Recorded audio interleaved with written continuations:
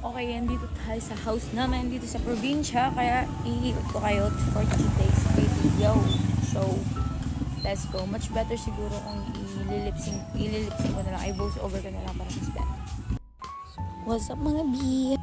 So yun na nga, ito yung gate namin dito sa probinsya, and as you can see, ang daming mga halaman dito. Yes, hindi sa kanya. Sa lola ko yan. Ang ganda, diba? Kung pwede lang dalhin ko to.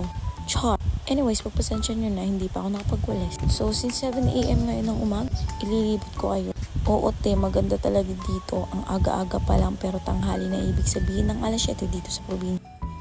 Ito nga pala yung sala namin. Yeah. Yan yun na, pagpasensya nyo na. So, ganito lang, simpleng life. Hala na, pasok kayo sa aming mansyones. So, yan, mananahi nga pala yung lola ko. So, of course, pero siya mga ganyan.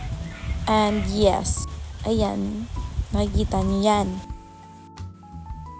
Flex ko lang yung pananahi niya. Ang ganda, kung meron kayong mga damit, pwede magpatahi dito.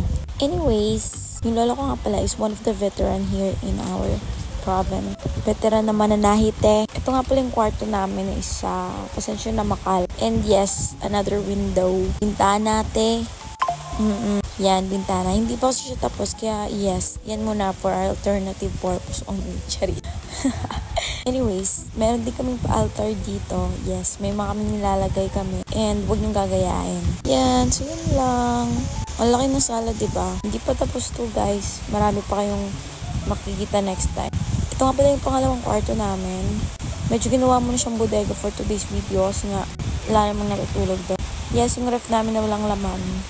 Yung lola ko lang kasi nakatira dito, guys. So, kaya medyo ganyan-ganyan lang yung mga laman dyan. Siya lang kasi mag-isa. Kakauwi ko lang sa dalawa kami. Yan, yung kusina namin. Yes, hiwalay nga pala yung CR namin.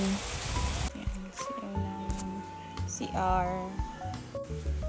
Siyempre, hindi ko na kayo pinasok doon kasi baka may makita pa hindi natin alam. So, yes, yun lang. Labas namin.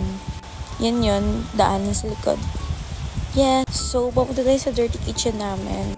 Siyempre, pag probinsya, meron talagang mga ganito, guys. Mahilig talaga kami sa mga ganito. And yes, kapag may mga okasyon, dito kami nagluluto. Ayan, medyo makalat, but dirty kitchen nga diba? Sorry naman, pasensya na sa kasi umuulan. Yan, marami kami mga tanim dito. Actually, hindi naman sa akin. Sa lola ko yan, so yes. Yung house namin is punong-puno ng mga gulay, mga halaman, at saka mga indigenous species. Aha, char, Emela. Pero makikita nyo naman talagang magubating dito sa loob namin. So yun lang, thank you, bye-bye. Next time ulit.